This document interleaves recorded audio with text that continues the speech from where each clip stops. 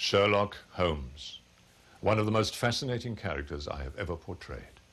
His Boswell, Dr. John H. Watson, described his strengths and weaknesses with ruthless accuracy. Knowledge of literature, philosophy, astronomy, politics, nil. Knowledge of botany, variable. Well up in belladonna, opium, and poisons generally. Knowledge of geology, chemistry, and anatomy, profound but unsystematic. Knowledge of sensational literature, immense. He appears to know every detail of every horror perpetrated in the century. He is an expert boxer, swordsman, and single-stick player. Plays the violin well, self-poisoner by tobacco and other substances. The best and wisest man whom I've ever known. Sherlock Holmes.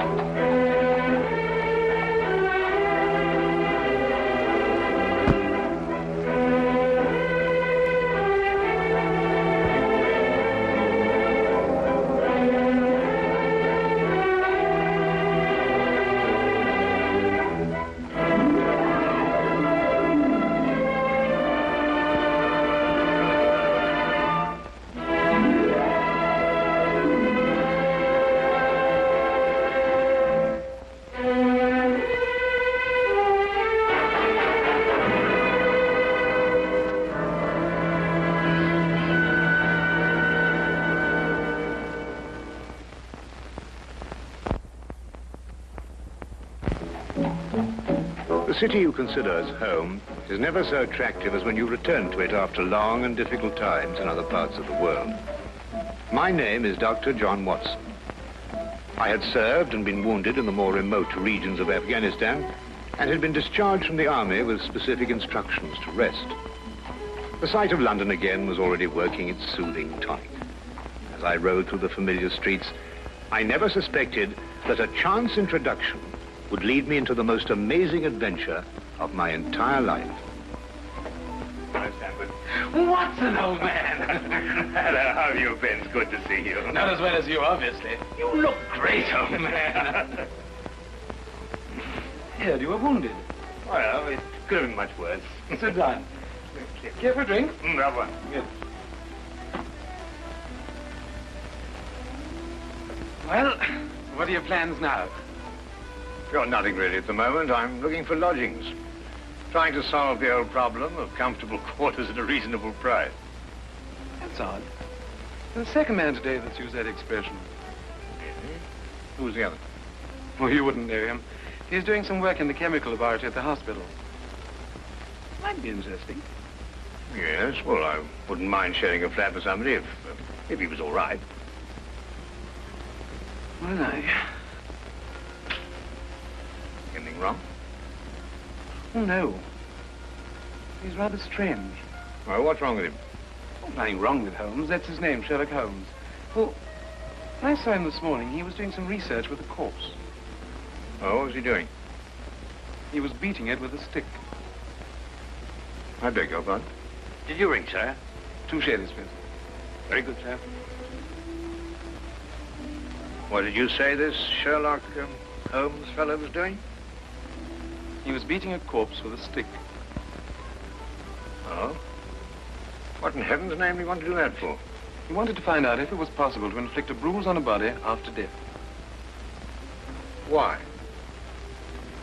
You know? Did you ask him? That's another strange thing about this Holmes. Somehow, one never thinks to question him.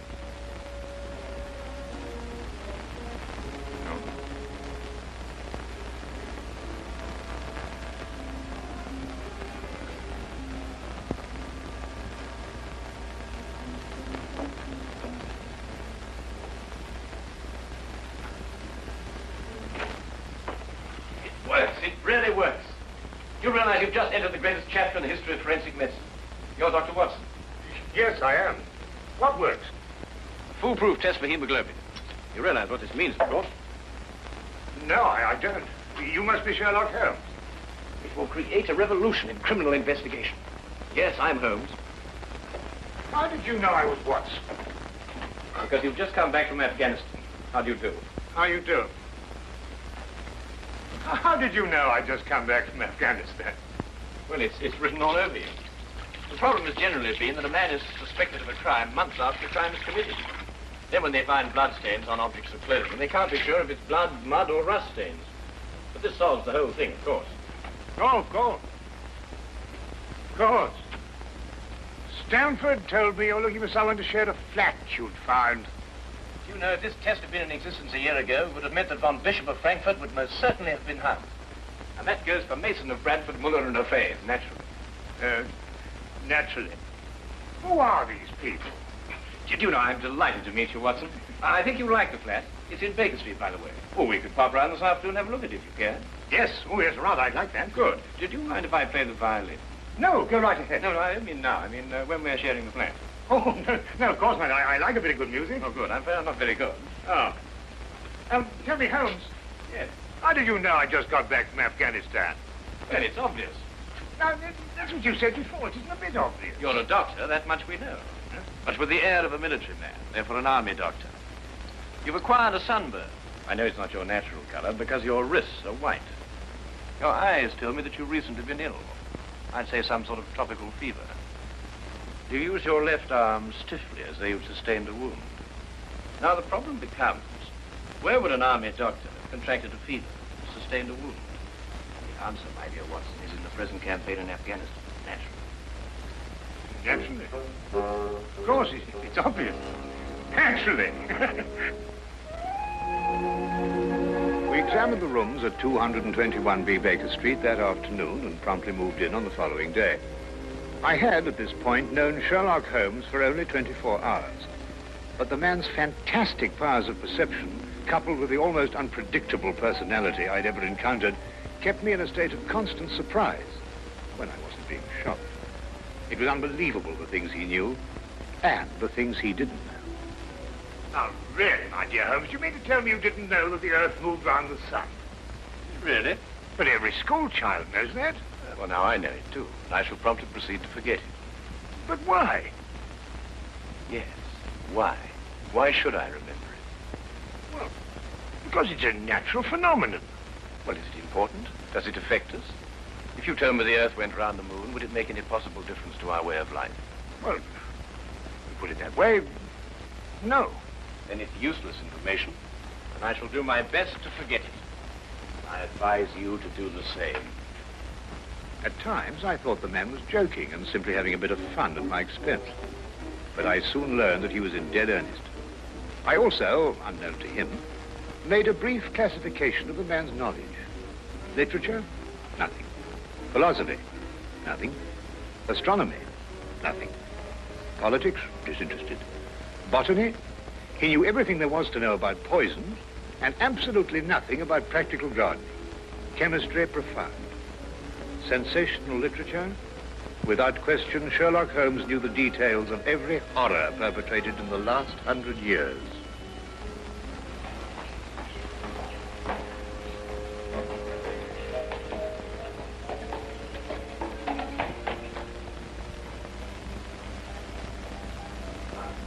I believe we have a visitor. Really? He's coming here? I believe so. I would also say he's a retired sergeant of Marines. Oh, you know the man? I've never clapped eyes on him before in my life. Well, in that case, that's one of the wildest statements I ever heard. How can you possibly guess he's a retired sergeant of Marines? You've never seen him. A guess, my dear Watson. A calculated deduction. Yes, he is coming up here. Do you mind if I ask him his profession? Oh, by all means. Now, where did I put my violin case? Hmm? Oh, it's over here. There you are. Ah, my old friend. Come in. Excuse me, gentlemen. I have a message here from Mr. Sherlock Holmes.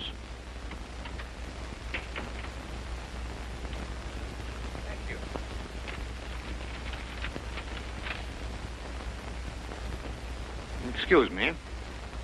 Sir? Do you mind telling me your occupation? Not at all, sir. I'm a civil servant employed by the police department. Thank you. I just wondered. Not at all, sir. How long have you been with the police department? Just a year, sir. Before that, I was a sergeant in the Marines. Good day, gentlemen. How did you know? An interesting letter, Watson. A very interesting letter. Perhaps you'd like to come with me. Where? To catch a murderer, of course. Of course.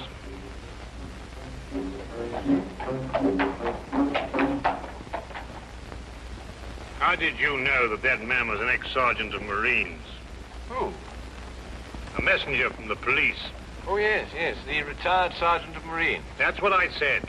Well, there's nothing mysterious about such observations, my dear Watson, but unfortunately, when explained, they lose their romantic order of mystery. My decision was based on observation and logical deduction. The man had a large anchor tattooed on the back of his hand. This was visible from our window. I admit I didn't notice it at the time, but since you mention it, I think there was an anchor. Oh, there was indeed. He also wore regulation sideburns and had a slight nautical robe. Thus, I judged him a Marine. Oh, guess, I grant you, but only a refinement of guesses one makes every day. Don't be so disgruntled, Watson. Test your own powers of observation. We are entering the perfect situation. Oh, what are we entering? A house that holds a murdered man.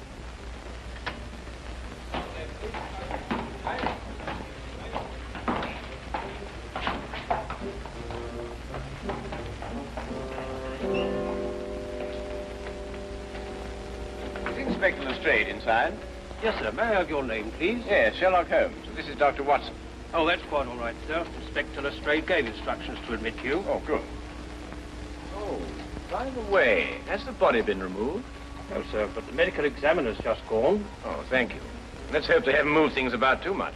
The police forces of the world seem to have an organized science of messing things about. Oh, I wouldn't say that, Holmes. Now then, move along there, everybody. Move along. There's nothing to see today. I don't know. I swear I don't know. I tried to help him. Don't you believe me? I had to do what I could. It was instinctive. Instinctive for a woman like you to commit murder. That's not true. You know it's not true. I know you hate me, but you can't believe I'd do a thing like this. Yes, I can, and I do. Please. She's a murderess. You know it as well as I.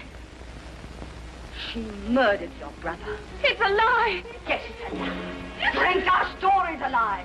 The relationship you had with my son was a lie. My son's been murdered. This girl's a murderess. Why she did it, what her motive was, I don't know. They were engaged without my blessing.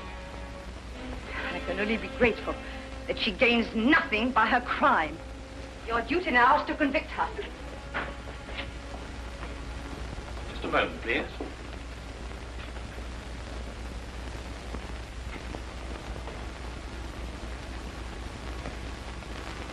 Notice the angle of incision, Watson. Yes. The force of the blow and the general penetration of the upper region of the chest. How long would you estimate before loss of consciousness? Well, it's difficult to say. 30 seconds. Minutes? Oh, between the two. I see. And death? Shortly thereafter. 2 minutes? 3? 3 or 4, I'd say. Thank you, Watson. All right, take him out. Forgive the interruption. I would prefer to have been invited before the body had been moved. I thought you'd be interested, Holmes. Oh, thank you, Lestrade. Oh, may I introduce my friend, Dr. Watson, Inspector Lestrade of Scotland Yard? How do you do? How do you do? So you're completely stuck, eh, Lestrade? What do you mean? Well, you thought I'd be interested. Why don't you admit it? You're in a jam. Magnificent cabinet work, don't you think? What you say isn't exactly true, Holmes. I've done you a favor. This is an interesting case.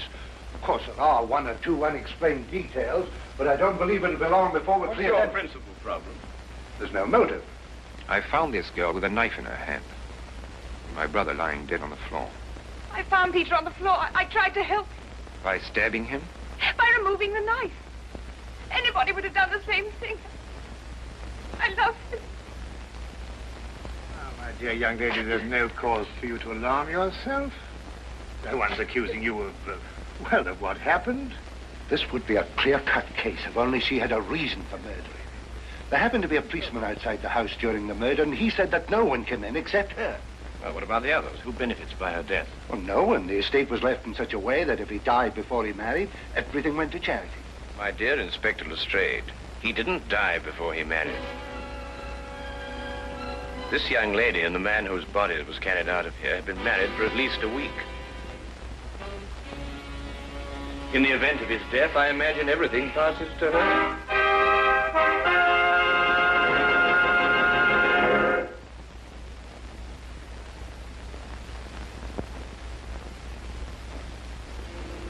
And now we return to the case of the Cunningham heritage. How did you know they were married? Weren't you?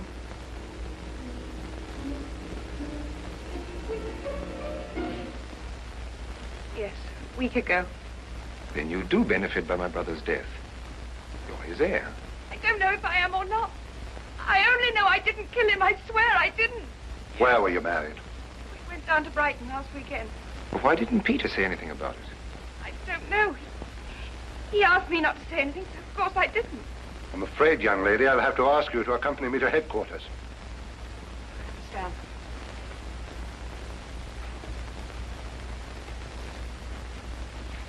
Excuse me, Inspector, I think I should tell my mother. Oh, yes, of course. Tell me, Holmes, how did you know they were married? Well, the man's hands had the remains of a sunburn and the fading marks of a narrow ring, but not as yet that indentation of the finger a ring generally leaves. A weekend in the sun at Brighton explains the whole thing perfectly. I didn't notice these things. Yes, I know. The young lady's hands were also sunburned, and to the same degree. Then the case is solved. Yes, it would appear so, wouldn't it? What are you looking for? Do you see that? What? Here, use this. Well, that's only the cut in the carpet. Yes, but it's a fresh one. Yes, but what does it mean? That's a good question. You'll stop looking for clues now, Holmes. Ah, you've solved the case, then. Completely. Oh, splendid. Seems this girl had a record. 9 months in the woman's prison in Holloway, from the 21st of February, 1892, to the 21st of November, 1892. She was employed as a governess and convicted for stealing £300 from her employer. It's quite true. I knew you'd find out sometime. I made a mistake 5 years ago, but I paid for it. But Peter knew all about it before we were married. I never tried to hide it from him. You didn't know what else you had in mind. I had nothing else in mind except that I loved him. I'm afraid I must ask you to go with the office on this. Well, madam.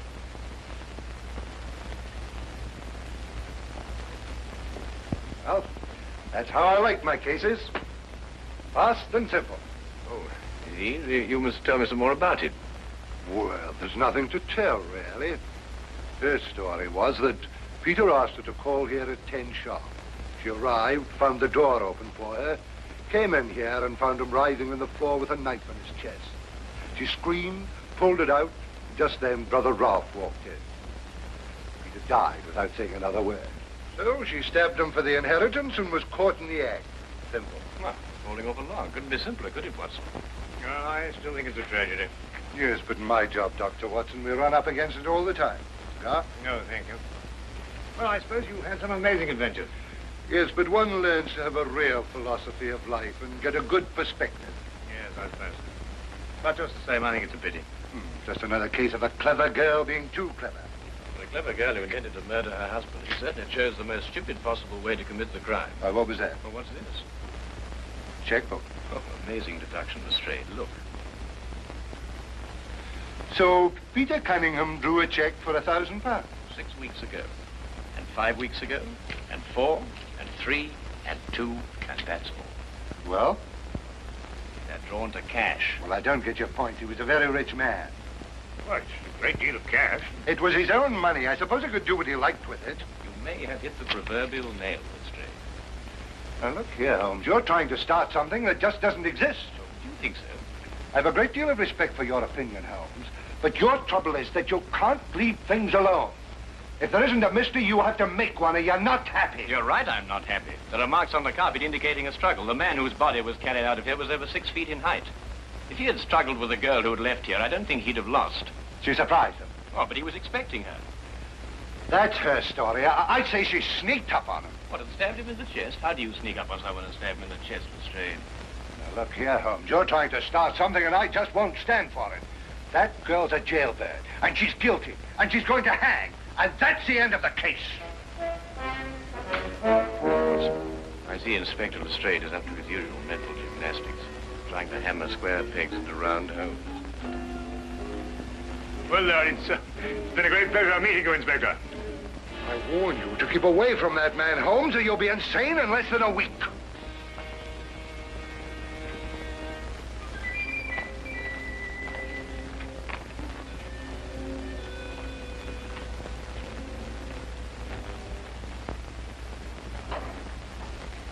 What time is it? Oh, 10:30. Perhaps you'd like to take a little stroll with me. Why? I'd like to investigate this afternoon's affair a bit further. Oh, yes. I'd like that. I thought you'd forgotten about it. Not at all. I've been thinking about it all evening. Shall we go?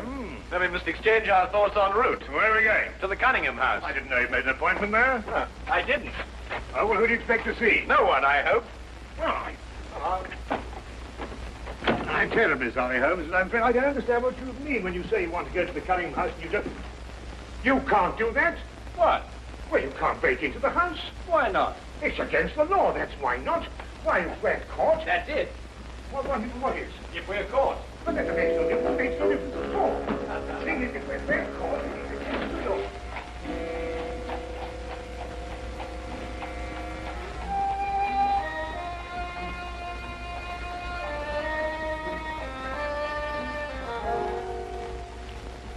Quickly now. But look, Holmes, we can't... Shh, come on.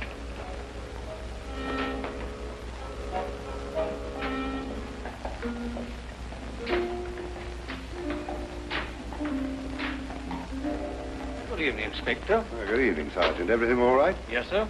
I just thought Sherlock Holmes might have dropped by. Where'd you get the key? The key's a burglar's too. A burglar's too? Shh. Street clear? Yeah.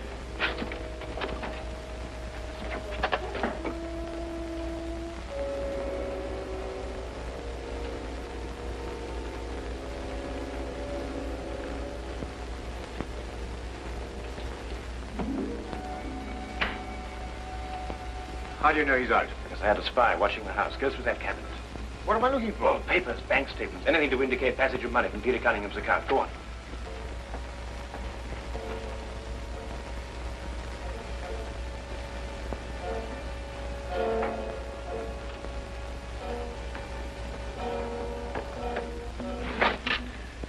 It's absolutely ridiculous. Looking for something and you don't know what in order to catch somebody and you don't know who. Quite ridiculous. Nothing over my side. Keep looking. Who do you think's got it? Whatever it is we're looking for. Why did Peter Cunningham try to hide the fact of his marriage? A week or a month with the main indifference as far as his mother was concerned. She would never have consented to his new bride anyway.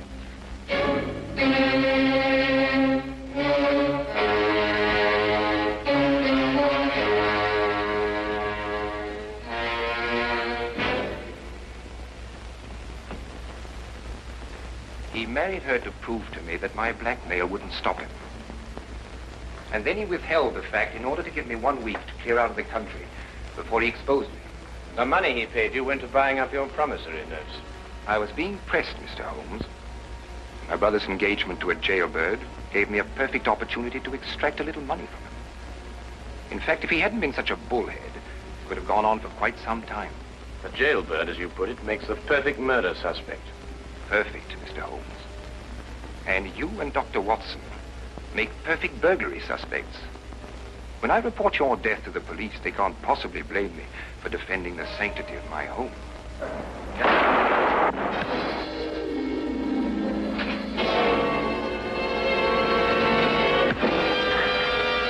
Well done, Watson.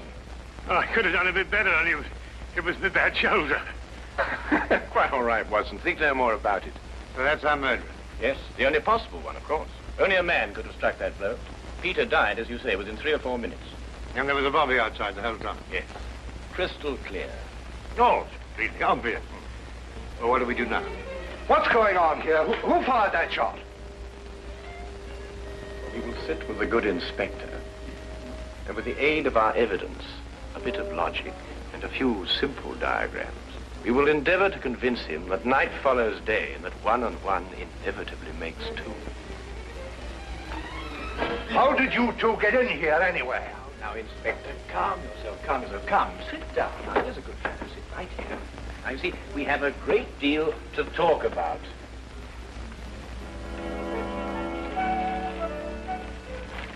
Also present with Inspector Lestrade was Dr. John Watson and a personal friend of the inspector's, Mr. Sherlock Holmes. This is ridiculous. It's fantastic. This isn't the way it happened at all. This will revolutionize investigation, Watson. This whole account is a lie. Fingerprints, Watson. That's the coming thing.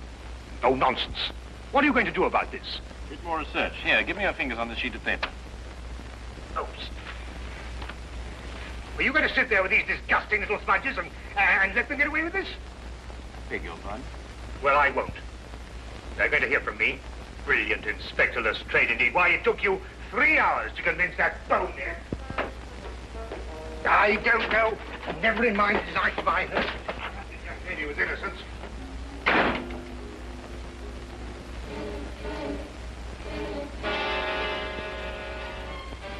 Oh. I wonder if he got more than a shoulder wound in Afghanistan.